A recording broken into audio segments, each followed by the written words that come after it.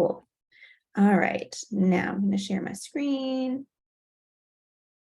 Cool. All right, you guys. So obviously you are here so we can go over the under contract process. I know we have a few new agents that might be kind of hopping on, and this class is perfect for you guys because literally I'm going to go on a granular level, step by step of once you get an executed contract, all the way through closing, kind of what takes place and what we as an agent are in charge of, what we need to keep track of.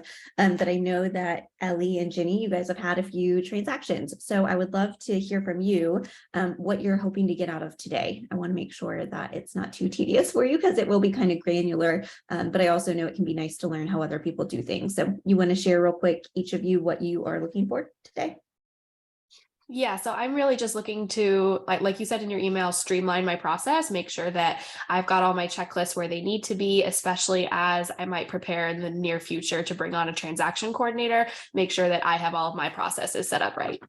Absolutely. And I mean, TCs have a very streamlined process for how they handle things, but regardless, it's nice to know if there are any aspects of that transaction that you really want to keep for yourself or that you feel very strongly about, or if as I'm going through this, I will share a few email templates or a few scripts of how I do things. If you want to then integrate that into what they use as well, that could be very helpful. So awesome.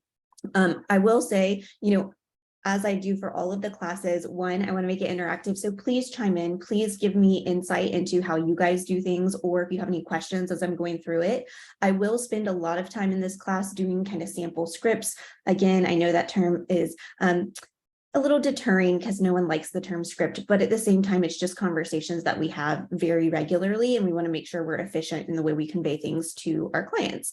But feel free to chime in at any point. Additionally, though, I will provide these slides once I send out the recordings.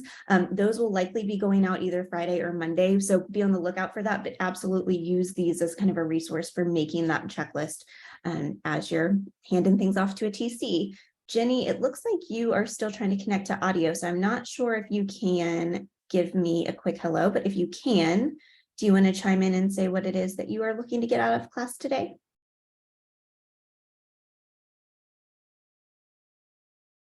Yeah, it looks like the little dots are still going strong, so hopefully you're able to connect. If not, feel free to just hop off and hop back on. Sometimes it just kind of spins you in circles for a second. So, all right, you guys, let's go ahead and get started. I'm sure we'll have some people joining us. Welcome to Contract to Close. First of all, congratulations, you're in the dream scenario. Your buyers have written an offer. Hopefully they got some good concessions, but sometimes the deal is the house, whatever the case may be. You have an executed contract in your inbox. Now, I know I speak for everyone, especially those of you that are here that have had some contracts under your belt, but when I say congratulations, we have a contract, I think we can speak for everyone when we say we want to wait until we have this contract in our inbox until we truly let our clients know, because there are occasions where you're negotiating, it sounds like your offer has been accepted, they might even tell you as much, and then right at the last minute, some other offer swings in and scoops it up, and you have to be the bearer of bad news to your clients. So by all means, if at all possible, keep your clients informed, tell them it's looking good, but wait until you have that fully executed contract in your inbox before you let them know. Once you have that, once we have all signatures, we're going to go ahead and let our clients know. First and foremost, though, take a moment to celebrate yourself. Very likely you've spent a good amount of time out showing homes with these clients, running numbers, kind of managing emotions, I'm sure, in terms of writing offers. So take a second to yourself and then call your clients and celebrate your victory. It's really important. I say this all the time, but especially during the under contract process. We do this every day, but they do not. This is not an everyday decision for our clients. And so we need to recognize a few things. One, this is going to be incredibly stressful, no matter how prepared or how educated they are about the process. It is an emotional roller coaster. And so kind of bear with them through that.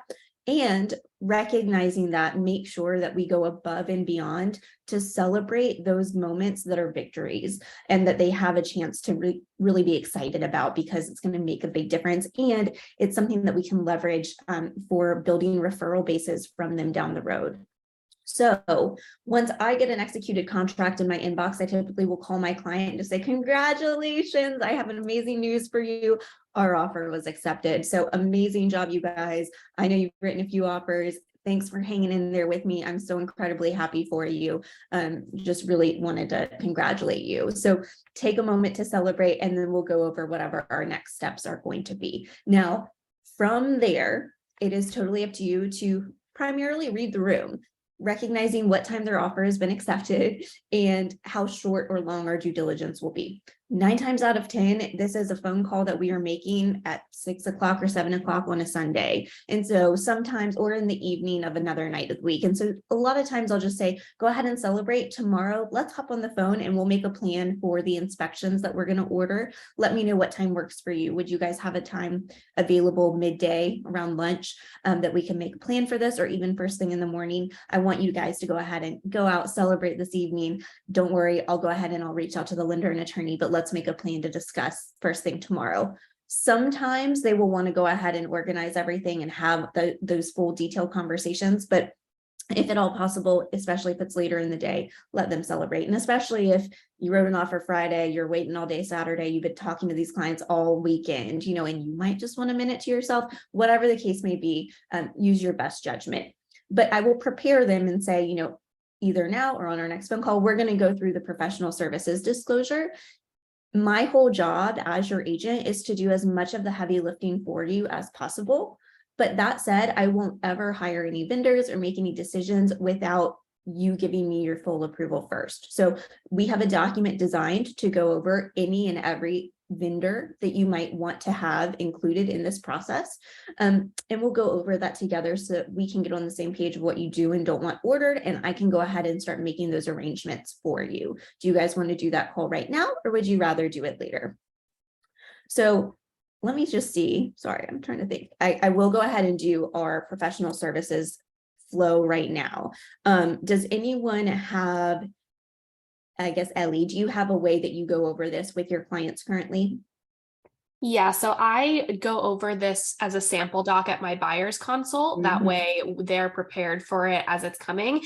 And then about 1 week before closing, I will fill this out and get this signed before we're finished, because I have had instances in the past where I've needed to get it signed after and they're busy moving and stuff. So I always go over this 2 times during the process.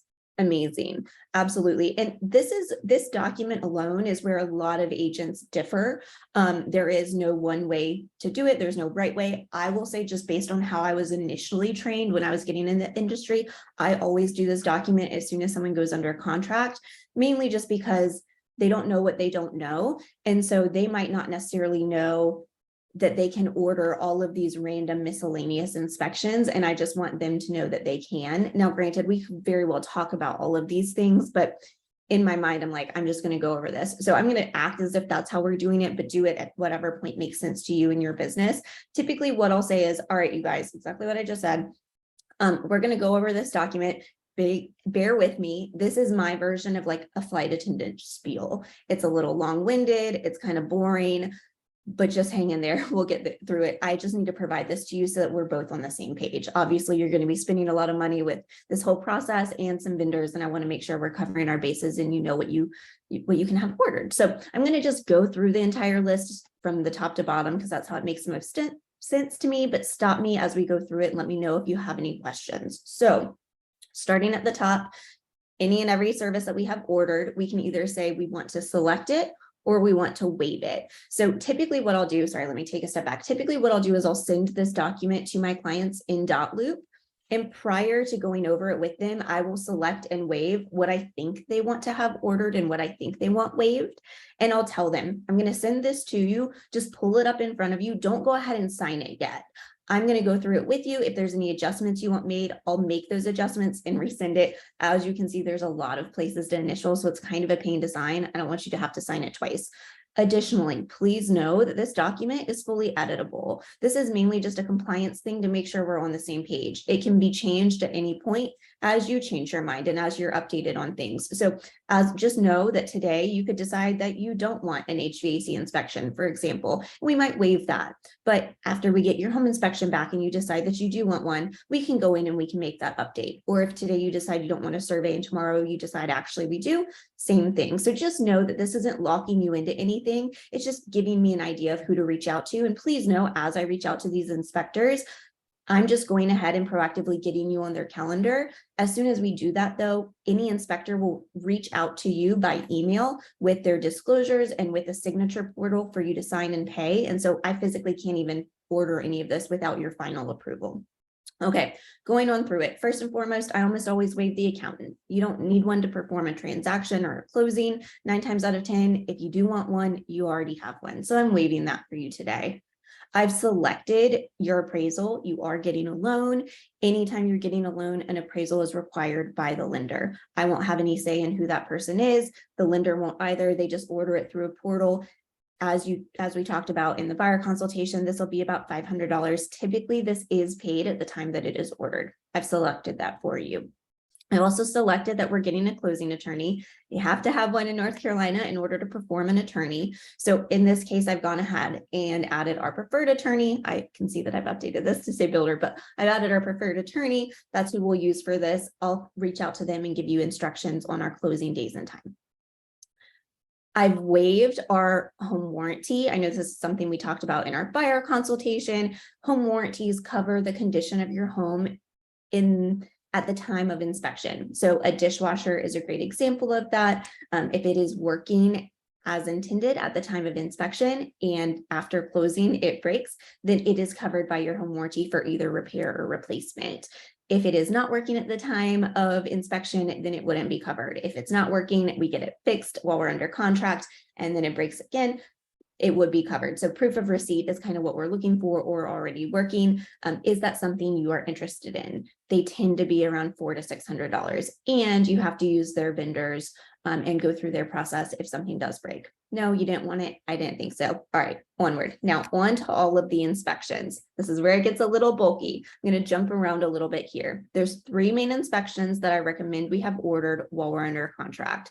It's going to be our home inspection, which covers everything in your home, the small details, the big details. They'll talk about caulking in the bathrooms. They'll talk about the roof and the HVAC and our foundation and anything that's kind of a specialty item, they'll give their best representation on, and then they'll likely point us in the direction of seeking more advice from a specialist if we need to. Typically, my inspectors are so-and-so and so-and-so. Would you like to use them? And would you like a home inspection? Oh my gosh, yes, good. I would highly recommend it. I'm going to select that for us. HVAC inspection, I don't typically recommend unless that home inspection comes back and it shows that we need further attention on that. Or if I'm touring this home and we know already that the HVAC is towards the end of its life. But even then, we already know we need to replace it. So what good does an inspection do, right? Your home does not have a pool, so I've waived that for us. But if it did have a pool, I would absolutely recommend that. Radon, though, is the other inspection that I highly recommend. Like we talked about before, radon is a naturally occurring gas that's found everywhere. It is totally fine, but it is mainly found in the ground and in the soil. It is a mineral. And so the whole thought process behind it is as long as it can get out from the air or out from the ground up into the air and circulating, it is totally fine. The issue is when it gets trapped. And so if we put a home or a driveway or a pool or anything like that on top of it, then it traps that radon and doesn't allow it to circulate. And so if it gets above a certain level, 4.0 petacuries or higher, it's just their measurement system. If it gets above that amount, it can be a carcinogen. So I highly recommend that you have this inspection done. It runs about $100 to $150.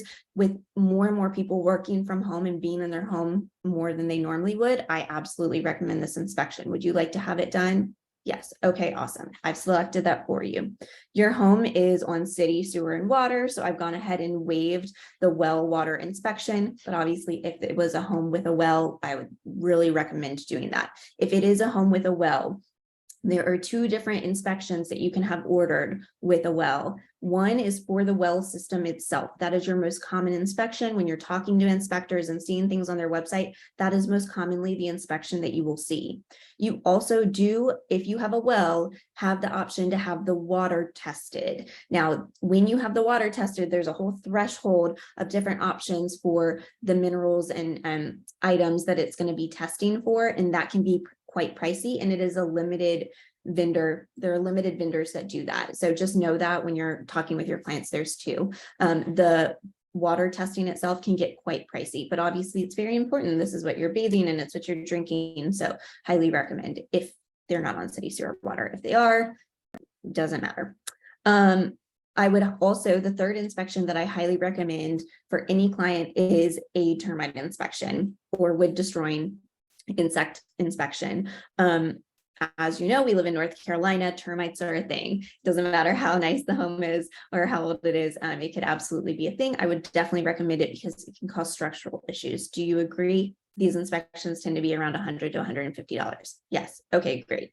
I've selected that as well. Now, lastly, and obviously know that there are a ton of other inspections we can have ordered if we need to. These are things like a roof or a crawl space inspection, like I talked about. Once we get our home inspection back, if there's anything that you need additional assurance on, we can evaluate that and get either an inspector or a vendor out to evaluate. Just know though, that if we do get any repairs done on the home, after those repairs are completed by the seller, we do have the right to have the home re-inspected. Transparently, 95% of my clients never do this, but just know that that's an option to you. If it's something kind of detailed that you and I might not be able to put eyes on and know with, within reason that it's been done, we can have an inspector come look at it. Going on down in terms of insurance, your home is not in a floodplain, so I've gone ahead and waived that. You will have to have property insurance though. It will be a requirement by your lender. So I've gone ahead and selected that. It is totally up to you who you choose, but I will email you a few options for your review in case you'd like to shop them as well. This long-winded version or verbiage right here, National Flood Insurance Program or NFIP. This in essence is done by either the lender or the attorney. Just to confirm, although we have done our research to know that your home is not in a floodplain, they need to do the same thing. This is about $35, but it is required if you're getting a loan. The bank's whole job is to make sure that whatever they are lending on is fully covered in the event that anything happens. And so that's why they require property insurance. If your home is in a flood zone, they'll require flood insurance. And so they have to do their due diligence on their end to make sure that we are not in a flood zone. So I've gone ahead and selected that because it will be required. Obviously, you're getting a loan, so I've added the selection to that. And then lastly is a survey. Now, surveys are quite pricey. They're normally around $500 to $700. I would highly recommend it though. As an agent, it is my job to tell you I recommend a survey, and I mean that. Realistically speaking, most people get a survey because they want to put up a fence and they want to see where their property lines are or something like that. But I need you to know that the seller's whole job here is to provide a clean and clear title. If there is any issue with title, if there's any encroachments or any easements, we need to know that on the front end because it might not be an issue to you, but down the road when you go to sell the home, or if a neighbor has a fence or the neighbor goes to sell their home and your fence is on their yard and you don't know it until they sell, then whatever those issues are then become yours to solve and therefore your financial burden to carry. So anything like that, if there's a bunch of fences, it's nice to know for sure whose fence is on what property so we can get ahead of these items. Go ahead and read over all of this. I'll make those adjustments that we talked about and I'll send this over your way. Just please sign it whenever you get a sec. Your signature on this just says that we've reviewed it. Okay, so very long-winded, as I said, but how does that kind of compare to the way that you do it, Ellie? Or do you basically just fill it out and have them sign it? Do you just kind of go over inspections more casually? Yeah, so I've templated all of my emails step by step. So I fill out the PSD myself throughout the transaction and then send to them at the end. That way we've already talked through each thing one step at a time. And so by the time I send it to them, they already know who we've used and what we've done. Love it. Awesome. The main goal here, y'all, is just so our clients know who their point of contacts are and what their options are. So as long as we're covering those bases, you are good. This is a document that's required for compliance though. So at some point in the process, you need to fill this out. Thanks for sharing, Ellie. After that, same thing as what you just said, I have a template that I send out. After that phone call, I will follow up with an email. I typically will have it look something like this. At the top, it will list the details of their contract. Again, we do this every day. They do not. It might seem incredibly obvious to us where they can look in the contract and find these key terms, but I guarantee you, as they were excited and as they were filling everything out, they likely did not make a note of what their exact due diligence date was, or they might not have even fully noted their closing date. I have had a few times where clients will reach out after getting an executed contract and be like, okay, should we set closing? I'm like, guys, hello, we talked about this, so I like to have everything in one place right at the top of the email, and I'll attach any executed document to this. I'll include a copy of their contract, any disclosures, any addenda, etc. I will then go into a little breakdown of what they can expect throughout the due diligence process. We're going to get your checks to the appropriate parties. I'm going to order your inspections. Once we get those back, we'll review them. Your whole job is to work with the lender. As we get those inspections back, we will negotiate with the seller if possible. Same thing with our appraisal, right? Like I'll just kind of break down everything that we've talked about, because again, I want everything in writing. It's overwhelming. They need something to look back to. I say all of that, the main thing being, please, please, please put into writing somewhere the exact way that they should make out those deposit checks if they are doing a personal check or getting a bank check. And so I will literally write the seller's names and then put the memo exactly how I want it shown.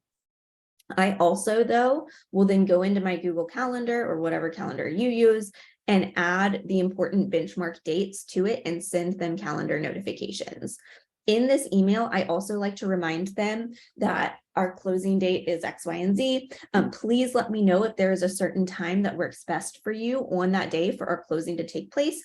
I will try to keep that in mind when I reach out to the attorney. Please know that recording cuts off at 5 p.m. And so in order for us to make sure that a home records on a given day, we need to be closing at 2 p.m. or earlier. So let me know what time works best for you. I like to set that expectation, because a lot of times people will be like, all right, well, I can get off early from work, so can we do 4 p.m., right? That's cutting it way too close. We can't do that. So I like to set that expectation on the front end.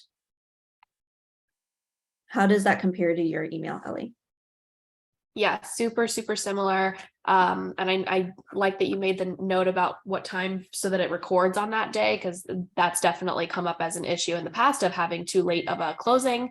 So that's super, super helpful. Absolutely. And I'll send this out when I send out the recording, but here's just kind of a little sample of it. The other thing that I will typically do is anything that is an action item on their part, I will highlight or change the color of, I'll typically put it in blue. So I'll just outline like, I'm going to meet up with you on this time, or I need you to do X, Y, and Z, and I'll put that in blue. That way I make sure they pay attention to those items.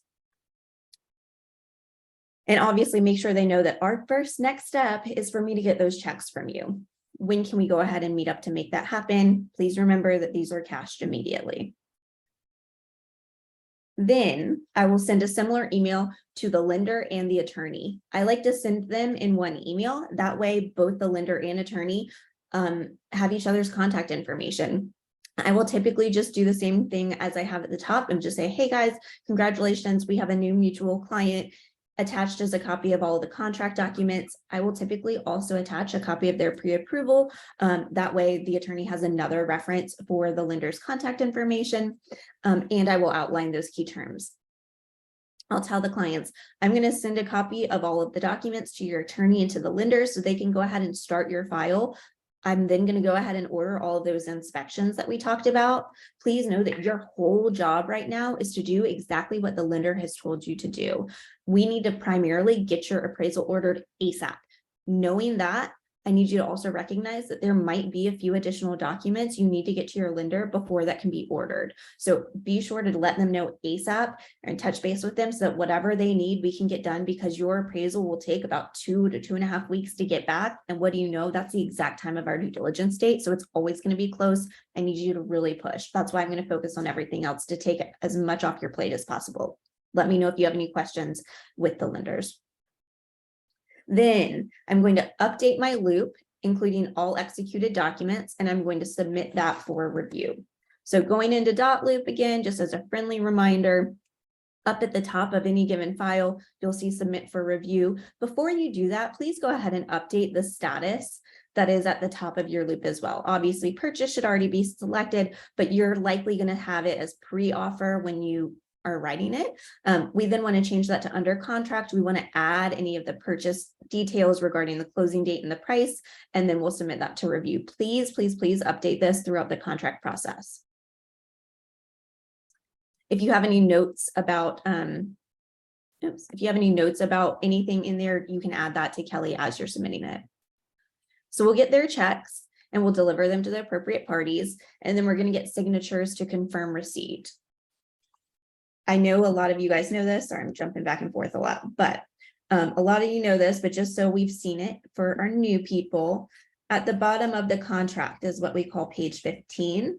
This is where the sellers, the listing agent, and the attorney sign to confirm receipt of your due diligence and your earnest money. So typically what I'll do is I'll get both of those checks from my clients. I'll typically take the earnest money to the attorney's office first if I have time.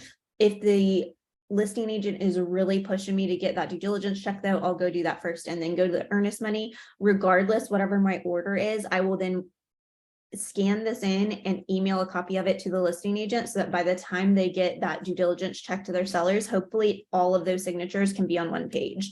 Occasionally they will end up on two different page 15s. Sometimes the sellers you'll be delivering it to the sellers directly or whatever the case may be. So it is okay if it ends up on 2 pages.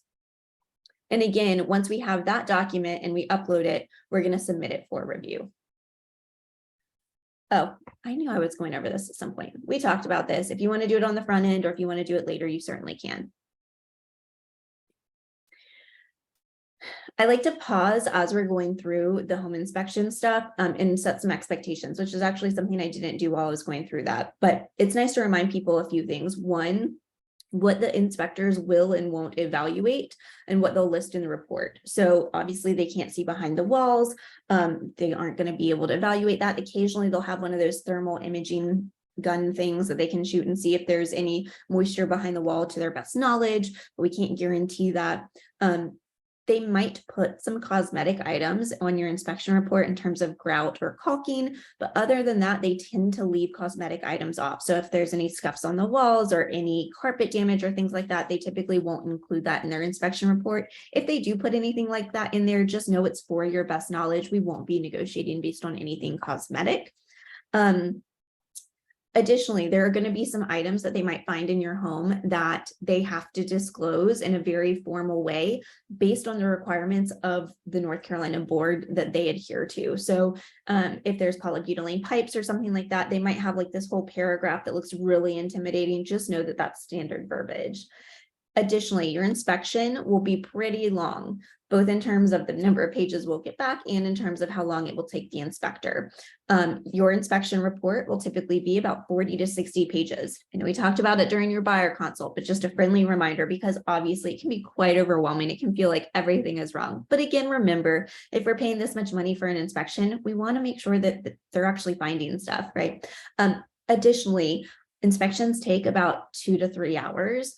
And let's be real, no one works best when someone is hovering over their shoulder and asking questions in the middle of things. If we're paying this much money and we're making a large financial decision based on this information, I want this person to be as focused as possible. And I want to recognize that you and I aren't inspectors. So I typically recommend that we go to the inspection for the last 30 minutes or so. During that time, they'll be finishing up. Once they're done, they will then stand with us and walk us through the home. They will show us photos based on what they found. They will tell us what they found. They also do a very good job of saying what is simply for your knowledge and something they have to disclose, or they can tell you kind of the scale of concern for a given item. Once we have that report in hand, though, I'll go through it on my end, you'll go through it on your end, and then we'll review it together. And we'll break things down into 3 categories. One is just simply for our knowledge. We're adding it to our honey-do list after closing. The second is, it's a little concerning. If we can negotiate on it, that's amazing. And then the third is, this is incredibly important. We have to get this fixed or I'm walking away. So we'll kind of evaluate all of that. We'll make a list and we'll submit our repair request to the sellers or negotiations accordingly. We already talked about that. All right, then we're going to order everything. And we're going to schedule that closing with the attorney. Again, once I have that confirmed, I'm going to send a calendar invite with the time and address included in there. Additionally, we need to prepare our clients in knowing that as soon as we send our documents to the attorney, they will then send us something that is normally called like the buyer authorization form. In essence, it is the attorney sending a document to us for the buyer to formally hire the attorney to represent them through this process. Typically, I, as their agent, will just put that into Dotloop and fill out as much as I can. I'll include their names, I'll include the property address. It'll typically ask for commission information. So I'll provide all of that. I'll put in my info and then I'll send it to them. And I'll just tell them, hey, you finish filling this out and then return it to the attorney. Here's their email. Be sure to copy me on it when you do that. It will ask them things like if they're married or if they're single. In essence, it's helping the attorney decide how it needs to be recorded in terms of ownership type. And then again, like we said, we're going to submit any required documents to the lender to make sure that they can order that appraisal. Urgency is the key here. Adding calendar invites and sending things along the way. Once we get those inspections ordered, same thing. I'm sending a calendar invite. Now, please keep in mind, sellers need to provide reasonable access to the home for these things. But we also want to recognize that, like, without better way to say it, we don't want to be annoying, right? So like try to add all of your inspections on the same day if possible. One, to keep the sellers happy, but also for your own sanity and to time block as much as possible. So if at all possible, most inspectors will do both home, pest, and radon anyways. So it's kind of a one and done. But if at any point you're bringing additional inspectors out there, try to coordinate it for the same day if possible, or at least kind of group them together. I also will remind my clients of this. Yes, we have access to the home, but we need to be respectful of the sellers, especially if they still live there. It's not formally ours yet. And so if there's anything that you want to do while we're in the home, if you want to look at paint swatches, or if you want to take any measurements, or you want to take any pictures for furniture, whatever the case may be, please do that when we are in the home for those inspections, because we don't want to be scheduling 5 and 6 times to come out here. Again, once the inspection takes place, I typically will meet the clients in the home and do a little review with them, like we talked about with the inspector. We'll then get that report normally within 48 hours, and we'll go over everything. Like I said, we're going to outline the big items, the small ones, and the ones that are simply to note. And then there's going to be the things that are either immediate or longer term. So as I'm going through it, we're just setting expectations with our client.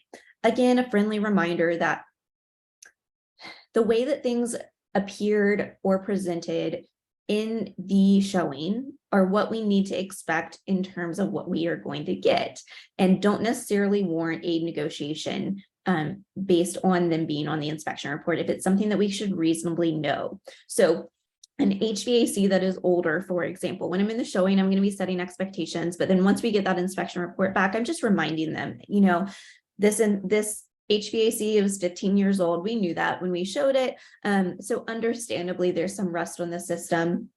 Obviously, for the inspector's disclosures, he's going to say that we need to budget for repair or replacement. As long as it's in good working condition, we don't have any leverage for asking for a repair. Now, if there is a coil, for instance, that's burnt out or something like that, we can absolutely ask for the repair of that. Or if it's an older unit, we might just ask for a credit in exchange for that, but we need to know that we can only ask for a credit for the item that is not working. So for the replacement of that piece, even though we know based on the age of the unit, we would simply replace the unit as a whole, we can't go to the seller and ask for concessions for an entirely new system, for example. So just kind of keeping that in mind. Typically, when I'm going over this, if we're submitting things to the sellers for concessions, it's going to be the big ticket items: roof, HVAC, crawl space, and water heater, or it's going to be electrical and plumbing based. Just kind of keeping that in mind.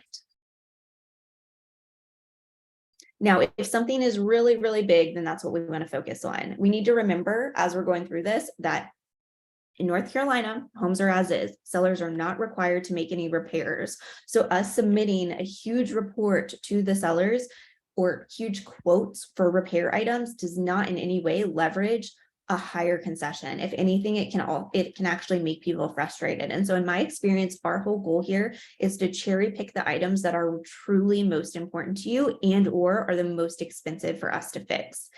we're going to then go to them and we're going to say, hey, out of all of these things, this is what we're asking for, and we're educated about it. We might get some quotes accordingly. We want to kind of back up what we are asking, but just recognize as well that if we're getting any vendors in there, there's a scale of vendors in terms of prices. So someone like Terminex is always going to be your most expensive crawl space repair, and that's not even their specialty. So just know that if you get a quote from them for $12,000, but some other quote says $4,500, the sellers aren't going to give you $12,000 just because one quote says that. If we get any repairs, it's kind of a cherry on top. Ellie, can I check in with you again and see how this is comparing to what you do? Definitely. Yeah, I'm right on track with you. I try to do a really good job during the actual showing. If they start having conversations like, oh, this looks like the one, this is the one we want to move forward with, then I'm already setting expectations of, okay, these are some items that might appear on an inspection, just so we're prepared. For example, we know that stuff is older, or we know that the seller already disclosed this. So I prepare them, like the inspection report is about to be a very crazy long document. Some of the things they're just mentioning because they're old, that doesn't mean they're not functioning or they're broken. Yeah, setting those expectations has given me the best results with what my buyers actually read in the inspection. And we end up asking for less than if they were fully unprepared and they saw this big 40-page long document. Absolutely. Yes, yes, yes. And I mean, I talked about that in the showing class, but same thing. Like if there's any wood rot around the door, for instance, I might say, hey guys, like just know that'll be on the inspection report. If that's the worst thing we have, then sure, we'll negotiate on it. But likely there's going to be some other stuff and it's not something we normally negotiate on, for example. Definitely. Yeah. Yep. Awesome. Often I might even go through that inspection. I'm such a paper person. I know that's terrible, but I typically will print out the inspection report and I'll have 3 highlighters and I'll just highlight the items that I see based on whatever I'm reading. So if it's a high concern, then I might put that in orange or pink. And if it's kind of a medium, I'll put it in yellow or whatever the case may be. A few things to note. One, I'm going to take a step back as an agent, not scripting with the client at all, talking to you guys here. Oh, and now I totally lost it. Oh, don't project. Okay. We do this all the time. And so obviously we want to make sure we're educating our clients in being proactive and letting them know what their concerns are. But at the same time, we don't need to make a mountain out of a molehill if it's something that's not a concern to them. By all means, address things on that inspection that they need to be knowledgeable on, and just kind of voice what your thoughts are in terms of pros and cons or concerns down the road. But it is up to them to decide what's important. I'm going to give a quick example real quick. I was at a previous firm, I was sitting next to an agent and he was just going down this rabbit hole, and I could tell he was like really emotional about it. And he was just talking about how he got this inspection report back for his latest buyers. And man, the deck on that property is just so far off the ground. And it just is really concerning to him in terms of how high up it is. And then so I was asking him how, like what the condition of the deck looked like. Was there any wood rot or anything like that? Like what was the actual concern? He's like, well, no, it looks totally fine. It's just so high up. And so in my head, I'm thinking, okay, but the buyers toured it, like they saw how high up it was, And so I just asked him, well, have the clients voiced a concern about it? And he said, well, no, we haven't reviewed it yet. So, oh, okay, well, I mean, mention it to them by all means, but see what's important to them, see what their concerns are. And I talked with them later in the day, and what do you know? They didn't care at all. They knew, right? And they had all these other things that they were interested in, and that was like the least of their worries. They already knew that, So just don't project. Obviously, educate, but also don't scare any people away, and also don't be offensive. Like they've got eyes, they know what they're getting into. They have a whole report in front of them. So just food for thought. Also remind your clients that the inspector is here to work for you. They aren't here to work for me. They aren't here to work for the seller. They're here for you. And so it is their job to point things out to the best of their knowledge. They also continue to work for us. So as we go through this process, as you're reviewing things, if you have any questions throughout this process, feel free to reach out to them. Or if after closing, you have a few questions, reach out to them. They love to be a resource. That's why I like to work with them. If we're not sure about how much something might cost, we can absolutely get some estimates and some vendors. But like we said before, we want to make sure that we're consolidating all of that and recognizing that multiple quotes in hand does not leverage more of a response from the seller. So we're not going to get 3 different people out to that home to get us a quote on something. We're going to do 1 or 2, and it's going to be at the same time. We're not going to their house 3 days in a row because what if they work from home or something, you know? Or even if they don't, even if it's vacant, you just don't want people in your house trekking through every other day. We're going to continue to check in with the lender and with the attorney throughout this process. Mainly, we are going to be touching base with the lender in a follow-up way that is hopefully not annoying, but also pushing a little bit to say, what is the status of that appraisal? Has the appraisal been ordered yet? Has it been ordered yet? Now, once it's been ordered, the lender doesn't have quite as much information in terms of when the appraisal will actually be taking place. It's a third party.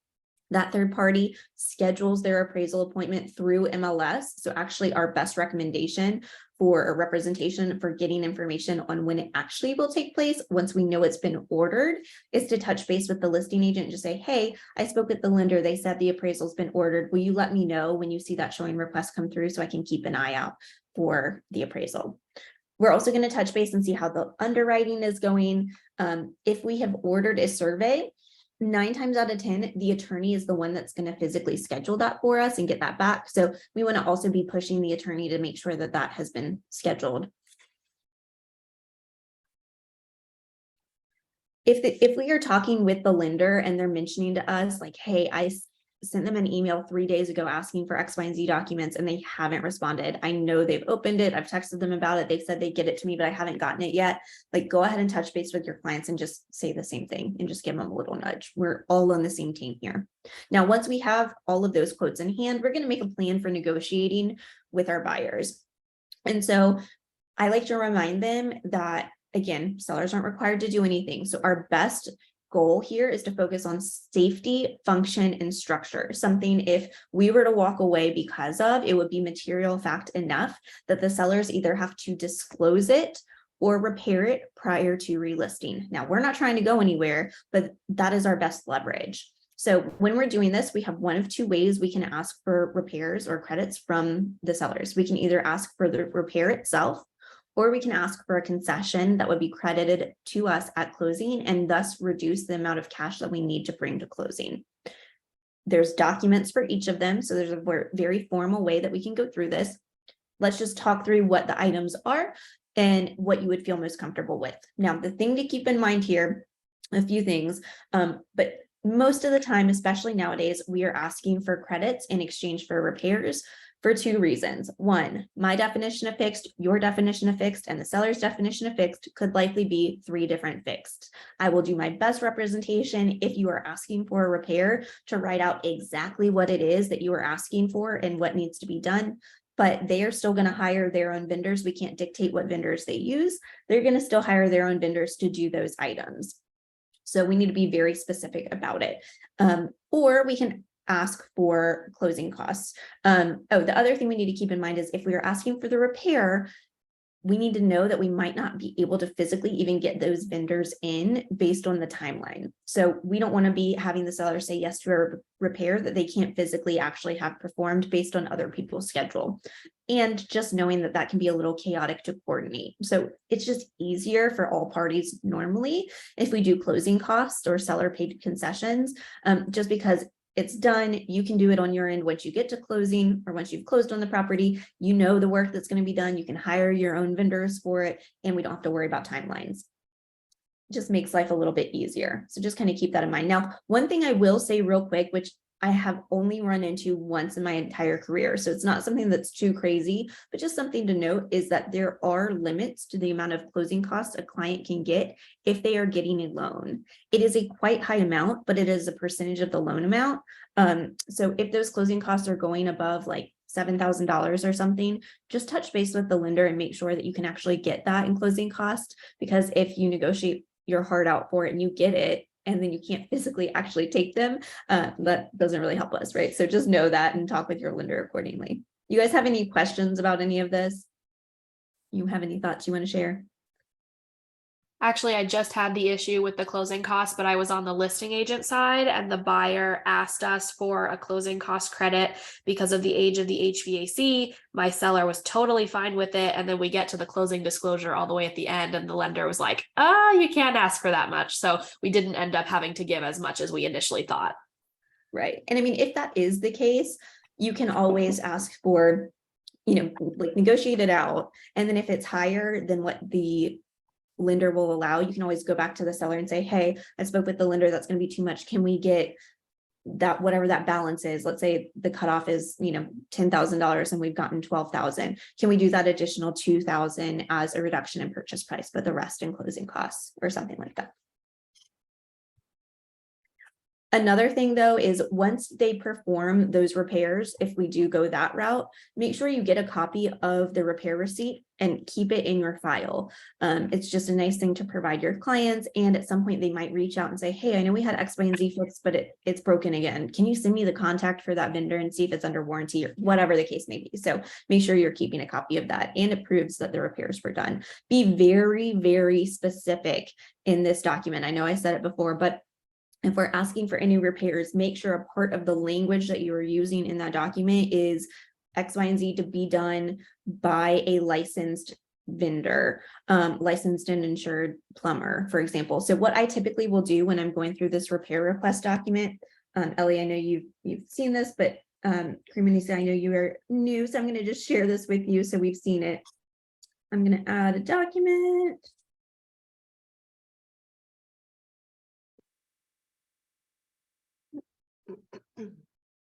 This is what it's called, the due diligence request agreement.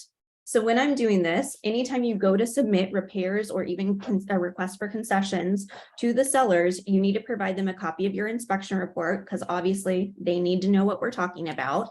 And we need to provide a copy of likely this document. And so what I'll do is, you have the option to put kind of in paragraph form in here what you want done. Sometimes I'll write it out in here. Sometimes I'll just say see attached addenda and I'll just include a Word document. But typically what I'll do is I'll put the page number of the inspection report that the item is found on, dash item number, dash whatever the repair is. So let's say that there's an expansion tank on a water heater that is no longer functioning. So in that case, I might say like page 6, item 1.2, expansion tank on water heater to be fully replaced by licensed and insured plumber.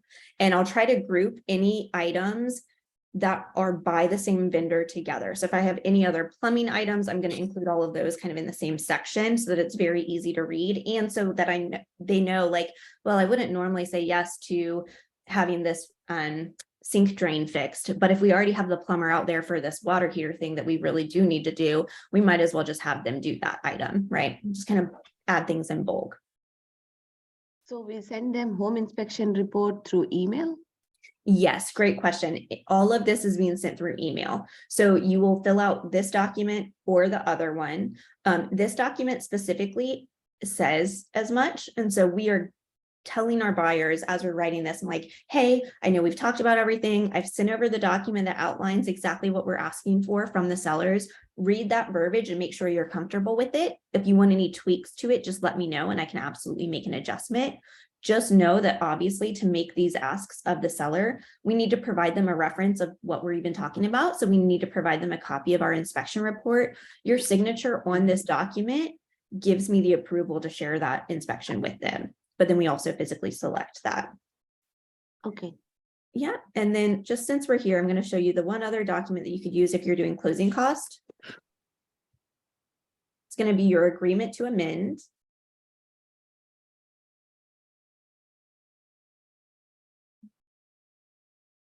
On this, you have a ton of different options, but basically you're going to select whatever it is that you are asking for. In this case, it's likely this item. We're asking for some expenses. We might be going from 0 closing costs to 5,000 or whatever the case may be. Or we might be making an adjustment in purchase price or changing the closing date, whatever the case may be. If there's anything that we are not asking for, please, please, please always just put NA in those fields. I think it shows a lot about how detail oriented we are, and it provides a peace of mind to everyone knowing we're not going to change anything afterwards. Normally, I will send this document and the inspection report to the listing agent by email. In the email, I'll break it down and be like, I hope please find our inspection report and request attached. I hope you'll find our request to be focused on safety, function, and structure. The inspection report looked really good. The only items that my clients are concerned about are relating to plumbing for the water heater and some of the wood rot on that exterior. Please find the full report and request attached, but let me know if you have any questions. I'll try to make it kind of short, but I'll put it in there. That's kind of how I tend to present it. Normally, I will then also give the listing agent a call and just break it down for them, because it can be a little intimidating in writing. Oops. And so I don't want them to feel like it's overwhelming what we're asking for. Oh, hello. Okay. Can you guys still see my screen? No. No. It's weird. It stopped sharing. Okay. 1 minute. Okay. So that's all of the stuff on the inspection side. Then we're going to keep it on moving with our due diligence stuff. We're going to get our appraisal back. Once that appraisal occurs, we're going to get our appraisal back. Hopefully your lender is on top of things and they will just send you an email and say, hey, it appraised, you're good to go. Here's the price that it appraised for. As long as it appraised for purchase price or above, whatever's in your contract or above, you're good to go. If it doesn't appraise though, we will be going to the seller and playing dumb and saying, hey, it didn't appraise. Can you drop the price? They might say either yes, no, or we'll meet you in the middle. Same thing with the inspection report. Yes, we'll do all of it. No, we won't do any of it, or we'll meet you in the middle. So because of this, if at all possible, I typically try to wait until we have our appraisal back and our inspections back to submit to the list side, because I want to make all requests at the same time, if at all possible.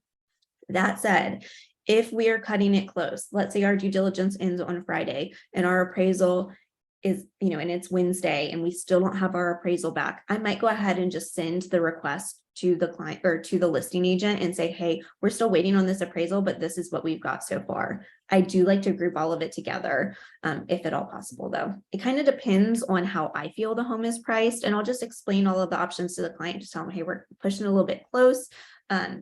If needed, we can ask for an extension in due diligence.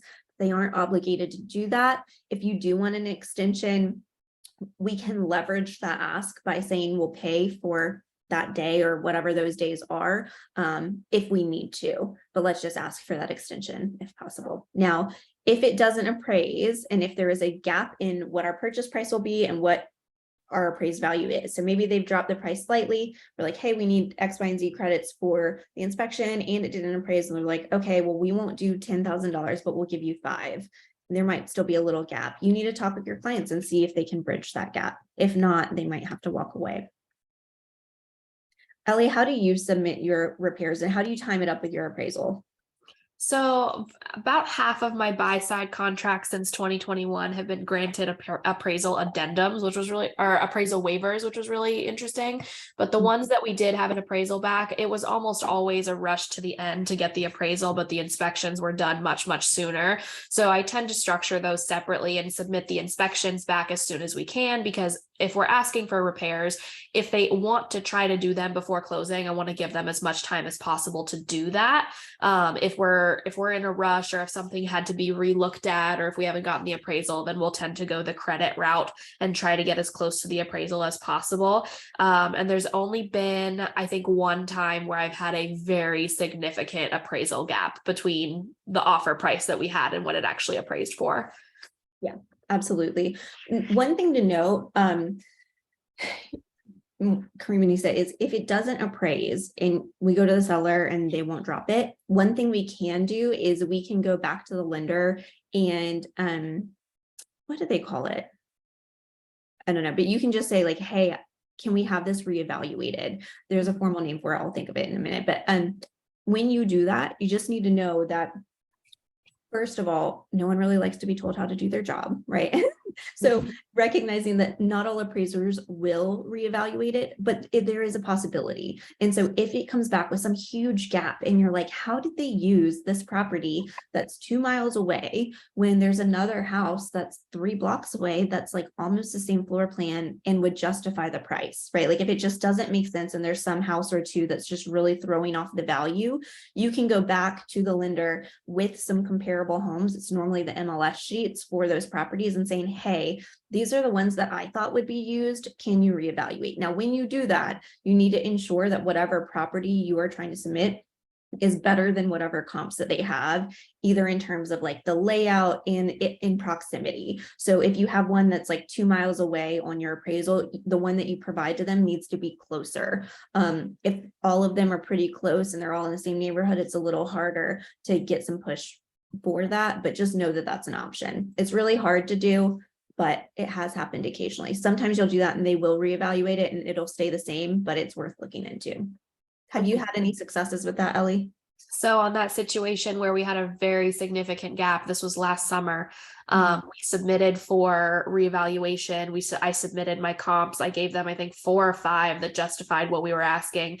They denied our request for reevaluation. And that was like the toughest negotiation I have ever had with a listing agent at any point in time. But they did end up coming down $50,000 from what we offered and where they were priced to what we appraised to. Wow. Amazing job. I'm sure that was something That was so stressful. My lender was like, you got this. Oh my God. I would definitely feel like very powerful after that. I'm like, it is time for me to celebrate. How fun. So after you've done all of that, after you've done your negotiations with the sellers and everyone's come to terms on it, and everyone's signed to agree to it, then you just kind of move on forward. We'll get signatures on everything, and they will proceed with doing all of that. So if there are any repairs that need to be done, then the listing agent and the sellers will go ahead and start coordinating that. If it's any closing costs that you're getting, then you'll need to work with the lender and attorney to make sure they have a copy of that document. Once we have anything back, once we have signatures on it, again, surprise, surprise, we're uploading it to Dotloop and submitting it for review. Additionally, I know I just said it, but please make it a standard practice for yourself. As soon as you get a copy of that signed closing cost agreement back, email it to your lender and attorney together as soon as you get it. Now, you are not ever emailing your attorney or lender regarding repairs themselves. Don't email your lender a copy of your inspection or of your repair negotiations. But if you end up negotiating some closing costs or a reduction in purchase price, you absolutely need to send a copy of that agreement to amend to the lender and to the attorney as soon as you get it.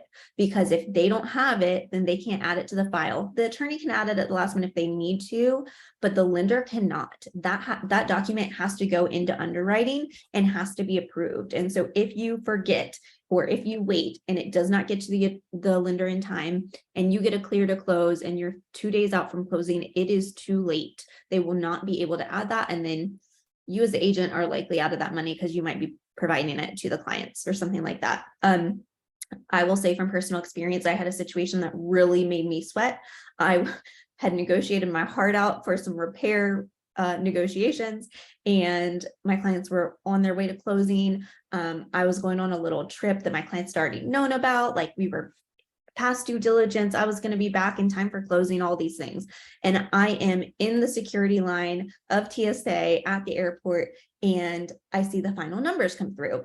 And so I start looking at the preliminary closing disclosure, and I realize that those closing costs are not on there. So I emailed the lender back and I said, hey, by the way, like looks good, but we're missing those closing costs. Can you go ahead and add them? And he goes, what closing costs? I don't have it. Honey, when I tell you I instantly was sweating and almost had a panic attack, I was. Thankfully, I know myself and I know I can easily forget things. And so it is my standard practice that as soon as I get that document, I send it to the lender. I was able to go through my inbox and find where I had sent it to him, thankfully. But if that had not happened, I would have been in quite a situation. So learn from my experience.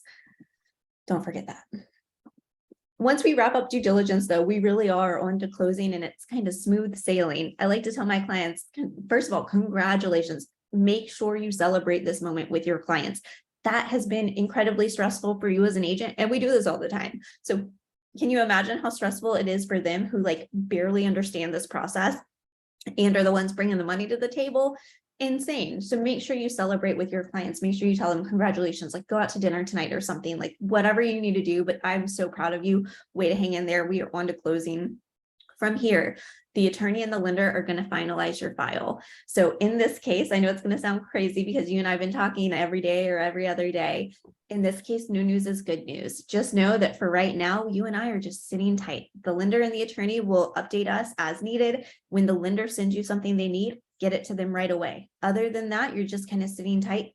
Do not change anything regarding your finances. Do not purchase any new appliances. Don't open any new credit cards, all the things we talked about in your buyer consult. If there's anything that you have a question about financially, reach out to your lender. If there's something you're considering buying that's a few $100s, reach out to your lender. But just know, I know it's going to seem weird, but we're not missing anything. But feel free to reach out at any point. It doesn't mean I'm not working for you. It just means we don't have anything to talk about quite yet. So feel free to touch base if needed. But I like to set that expectation with my people because we really have been talking all the time and you don't want them to feel like you just like ghosted them after that.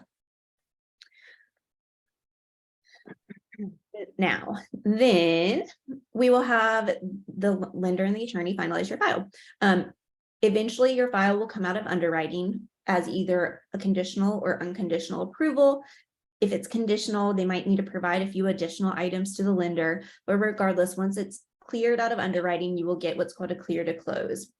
Once that takes place, the attorney and the lender will match numbers. On the attorney side, though, they're going to make sure there's no concerns with the title. They're going to make sure that there's no liens on the property, that everything's been paid for. They're going to make sure the HOA bills are up to date and all that fun stuff. Most of the time, you will not hear anything about title work unless there is an issue, but that doesn't happen too often. Just know that that's what the attorney is working on for us. In the meantime, while we're kind of coasting and hanging out, I'll typically provide the utility information to my buyers and say, hey, while we're getting everything organized as you're continuing to pack, go ahead and coordinate to have your utilities turned on for the day of closing. The sellers will keep them on through the day of closing, but I just like to go ahead and have them scheduled for that time so that everything can be taken care of. Even if you are not planning on moving into the home right away, please go ahead and have your utilities connected for the day of closing for a number of reasons. One, if there's any stop or start in service, then you might have to pay a restart fee for something.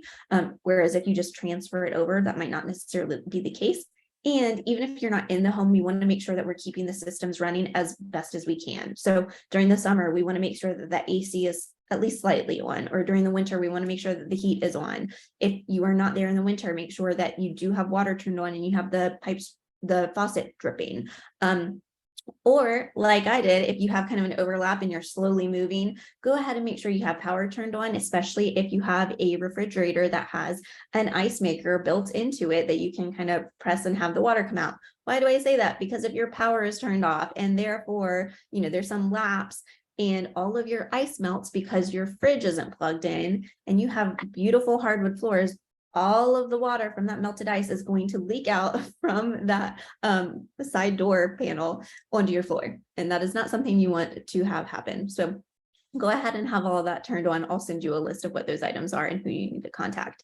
If you don't have this, reach out to the listing agent and get this information from them. Just say, hey, can you provide me a utility sheet or provide me information on who the utilities are for water, trash, electric, power, if there's gas, etc.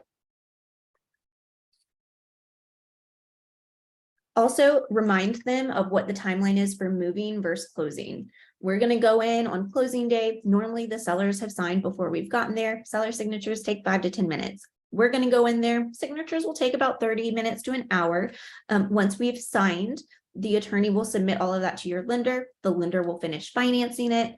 Once all of the funds are received, the attorney will then submit your file to record with the county. And once it records, we will get our keys. So very often there's about a 2 to 3 hour window from the time that you finish signing to the time that we get those keys in hand. So just know that as you're scheduling your moving trucks, we can't have them sitting in the driveway as you're closing because we won't have keys by the time you finish. We want to make sure we add some buffers. And between us as agents, please know that even if the list side has given you permission to give keys prior, that we cannot allow our clients to access the home until it has recorded. As we get about 3 days out from closing, our lender is going to release what's called a preliminary closing disclosure. This is exactly what they can expect to sign at closing, with numbers that will likely be adjusted slightly. According to nationwide lending regulations, this document must be received and acknowledged by our clients no later than 3 business days before closing. This document is going to be edited, and so just know Mr. Buyer client, that your signature on this document does not lock you into these numbers. It is just confirming that you have seen them so that as we get to closing, you're not completely surprised. Now, because of the fair lending regulations that have developed over the past 10 years or so, these numbers should be very close to what you've discussed with your lender so far.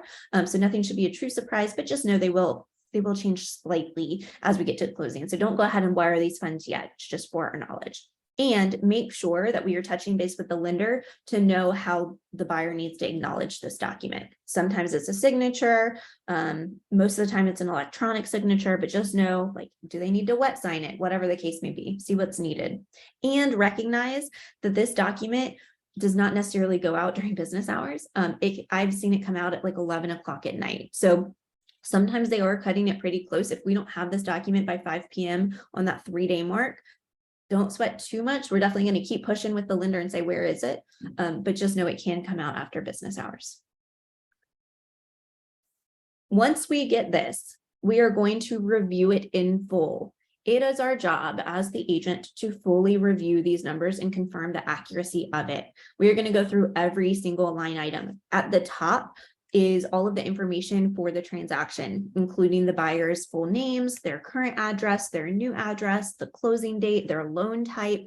Make sure all of that is correct.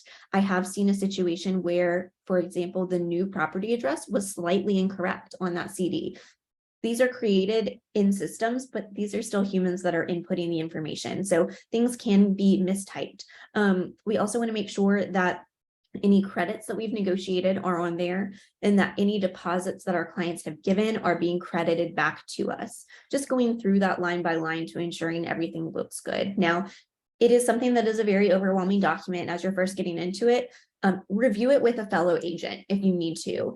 The more you sit in on closings, a good attorney will normally go through it line by line, just kind of soak it in as you experience those. And then in no time, you'll be able to review these very confidently with your clients.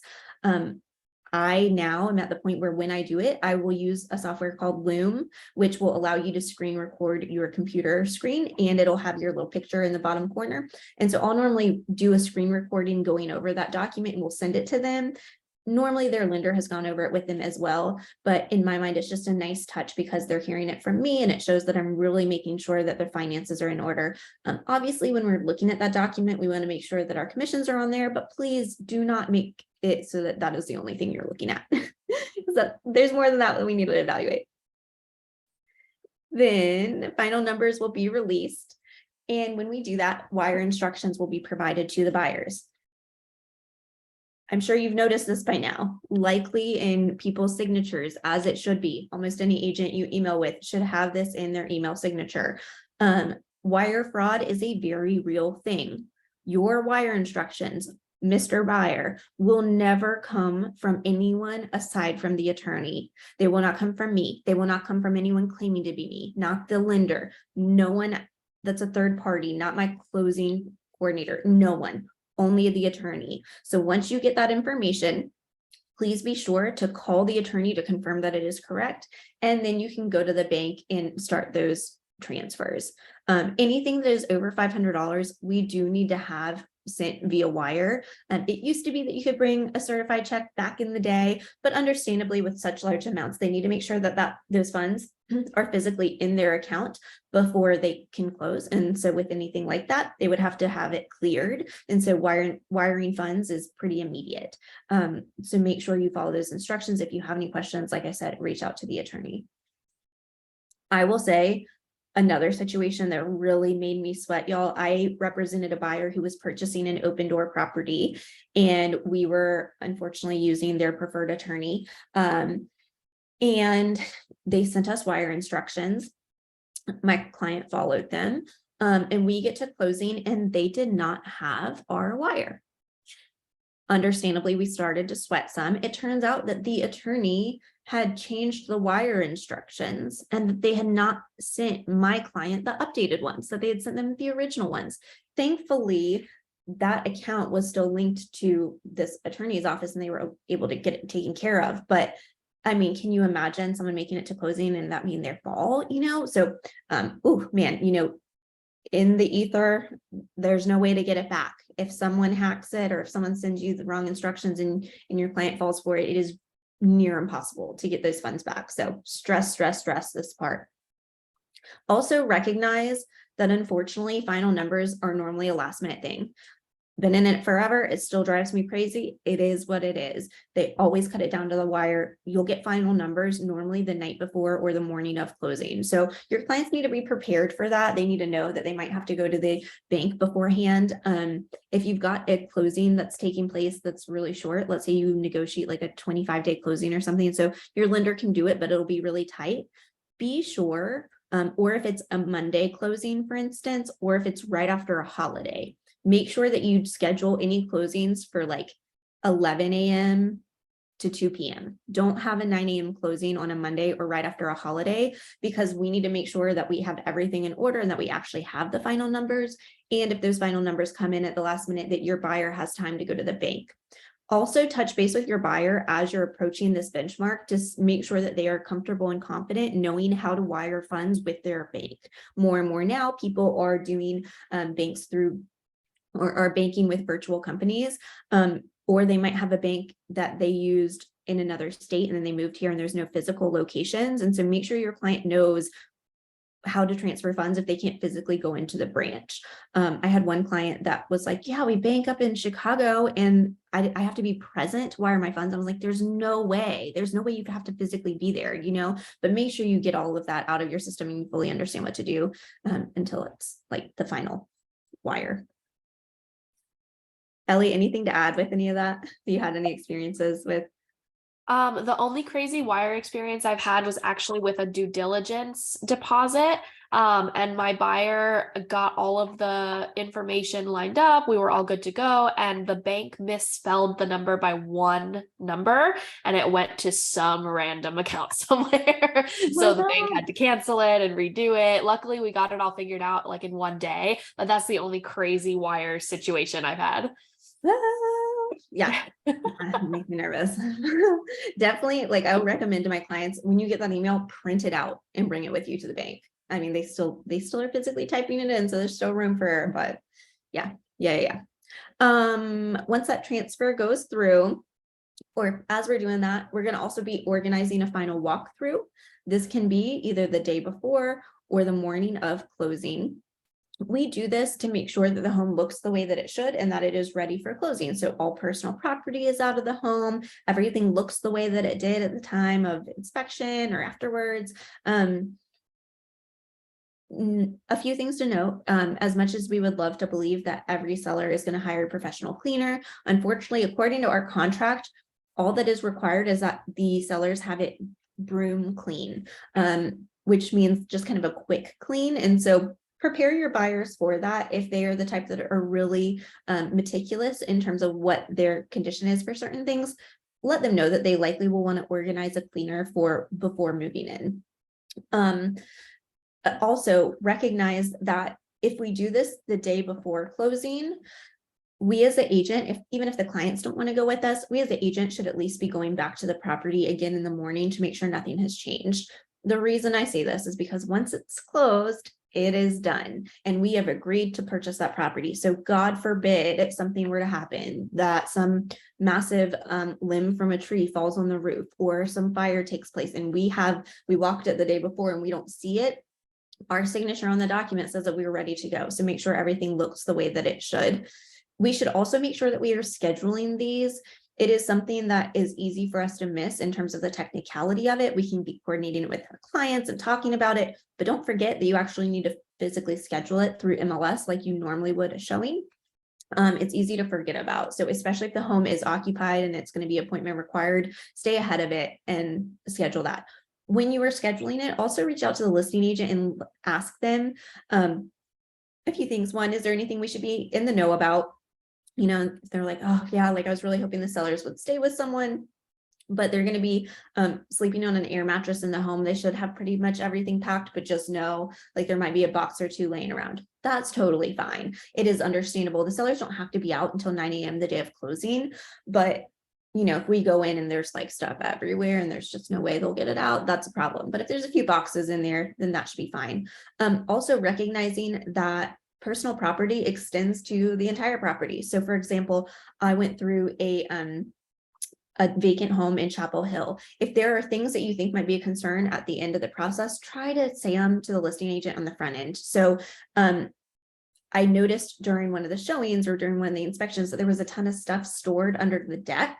And so I had emailed the list agent during the contract and said, hey, by the way, there's some personal property under the deck. I just want to make sure that's going to be removed prior to closing. And she said, yes. We went to do the final walkthrough and it was still there. And so I let her know, hey, this needs to be gone by closing. Because here's the thing. We as agents work incredibly hard and there is so much that people don't see that we do. And unfortunately, if stuff gets left behind, normally it's our job as the agent to take care of it. So that might mean that you are like cleaning a listing if you have to, or you might be taking random stuff to the dump. It is not necessarily your job, but like sometimes it kind of is. I had another quick story. I had a seller. They were past clients of mine. I'd helped them buy this house. They're incredibly sweet people, but they just had a lot going on. They had 2 husky dogs that just shed a ton. They had a baby that was under 1. And they were moving back to Florida. And so they had signed their seller documents early. They told me they were completely moved out. We talked about everything. And I went over the night before closing, thankfully. And it was so messy. Like, I mean, everything was pretty well gone, but there was dog hair everywhere. And like nothing had been cleaned. They had 2 vacuums full of dog hair in the garage. They had like piles of bottled water that they'd gotten from Costco, all of this stuff, cleaning supplies under the sink. I'm like going on a tangent here, but please, sellers, like no one wants your used cleaning products, you know? And so I had to go in and physically clean as much as I could. And I ended up calling a cleaner and being like, I've done all I can. I need you to come in the morning of.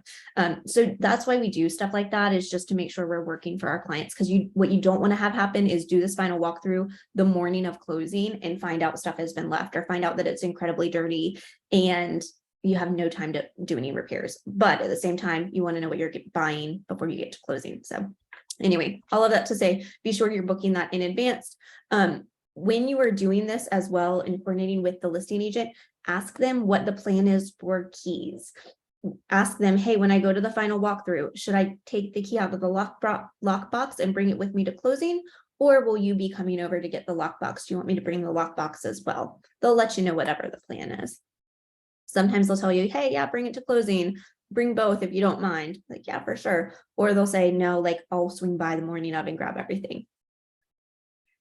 But also make sure on the list side, sorry, so many tangents, but on the list side, if you are preparing for closing and you go to get your lockbox, make sure you don't take the lockbox until the final walkthrough has taken place. Because if you take the key, they can't get into the house. All right, then we're going to do one last check with the lender and attorney, make sure everything is still good, no surprises, anything we need to know at the last minute. Also, don't forget to snag them an awesome closing gift. Add some personality here. Really get to know your clients and see what will work for them. Different agents have different ways that they do this. Some people will do kind of a beautiful sign that is like engraved with the couple's name on it. Or sometimes someone will do have an artist do a watercolor painting of the house. I honestly was the type of person, I just went to Target and found whatever I felt kind of fit their vibe. Whatever the case may be, make sure to get it for them. They're spending a lot of money and they know we're making some good money. The least we can do is thank them for the opportunity and get them something cute. But also recognize that, you know, they're moving. You don't want to add too much more stuff that they have to move. So something to think about. It also is cute to do something like this. And then also a little basket that's like a welcome home basket. One of my lender friends used to do that, which I thought was so cute, but it would be something simple like a little container of wet rags or wet wipes, some toilet paper, things like that, where it's like when you first go in, you might not realize that there's no toilet paper, for instance. So obviously don't let that be your entire gift, but it's a nice little touch. Ellie, what do you typically do for your closing gift?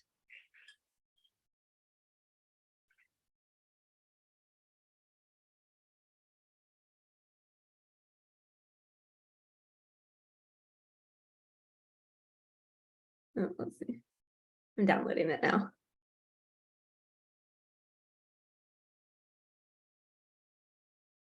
Oh, I don't know if it's going to let me open it. I'll have to look at it afterwards. Okay. Once we get through all of that, then they're going to close. So we're going to meet them at the attorney's office. The sellers are gonna sign, your buyers are gonna sign. Remind your people to, I'll normally say, bring your IDs and brush your hair and brush your teeth. You're gonna sign everything, and I'm gonna ask that we take a few pictures afterwards. Or maybe you're the type, kind of like Taylor does or Ellie does, where you take some pictures of the clients outside of the home during the final walkthrough, or you meet them there to give them keys afterwards, whatever the case may be. They're gonna sign.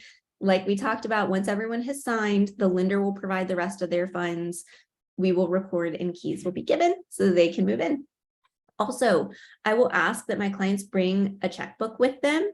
I don't know if I've ever had anyone need to use it, but in the event that by some chance the attorney has missed something, or if some numbers are slightly off by like 50 cents, then we don't want to hold up all of closing for some small amount. If there's any change on the balance, your clients can just write a check for that small amount. So make sure they do that as a just in case situation. And then they move. So as they're doing all of that, be sure to kind of check in. We're going to upload all of our closing documents once it records. So that's the other thing. They'll sign, they'll be on their merry way. We'll then hear from the attorney in a certain number of hours. They'll get an email over to us saying your property has recorded. Here's a copy of the CD and Alta. So you're going to download those documents and you're going to upload them to your loop in the closing portion, closing folder. And then you're going to submit that for review so you can get paid. Now, I normally will just kind of let them do their thing. And then a few days after closing, once I know that they've kind of settled and likely finished moving, for the most part, obviously it's a process that takes weeks normally for unpacking and stuff, but I'll let them get a little settled, and then I'll send them an email asking for a review. Make sure you don't forget this. It's a nice way to kind of put a punctuation mark on everything that you've done for them. And I typically have a template that I send out, and I'll include it when I send out this email later. But it's a little cheesy. I just add some personality. My subject is something along the lines of, may I ask for a quick favor? Will you write a review? And then I'll just say something along the lines of, it was so wonderful to work with you. Thank you so much for trusting me to assist you in this process. I know it's a big decision and I really appreciate all of that. I would just like to ask a quick favor, as silly as it sounds. Will you be my cheerleader? I love helping families like yours, but the best way I can continue to build my business is to have people shouting my name from the mountaintops. And so I was just wondering if you'd be willing to write a review based on your experience for me. And then I'll include a few links, and I'll just say, feel free to use whatever works best for you. If you end up doing multiple, I love that. Just copy and paste so that you save yourself time. All right, that's it. But just kind of remember that. And then I guess I should add another slide to make sure I say this down the road, but be sure you add them to your follow-up plan for whatever you have in place for your closed clients. So make sure that you add in their home anniversary date. Make sure you add them to whatever spreadsheet you have for sending out mailers or drop-offs down the road, so that we really add them to our process. We want to be in a referral-based business. We need to make sure that we're targeting the people that know us best and have actually experienced us professionally. So I know we went over a lot. Like I said, this class is one of those ones that's very granular and very checklist based. So it's a lot to absorb. The best way to learn is from going through transactions yourself. But at any point as you're doing it, let me know. I'm happy to be a resource. Is there anything that we talked about that you guys really want to go over, or anything, Ellie, that you want to add before we hop on? No, that was awesome. I'm so glad that I was able to sit in. It reconfirms that I've got everything that I need. And it's always a good refresher to make sure that your systems are up to date with everything that you're doing. Yeah, thank you. Thank you. If you don't mind me asking, what did you send in the chat? Oh, that's one of my closing gift examples. Let me see if I can, so I thought I downloaded it, but then it wouldn't open.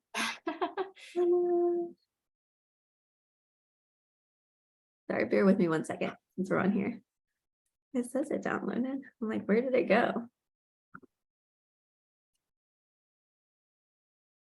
Yeah, I don't know. It as a JPEG. Let me see if that, but I use a local company called Brandon Byrne. She customizes all of my closing gifts to what my clients want, with their names or their address or their date of closing, anything like that.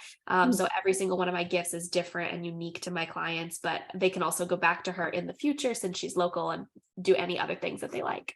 Oh my gosh, how cute. Yeah, some just little home decor tchotchke items and then like a cutting board or something like that that's engraved with their name. I love it. Yeah, awesome.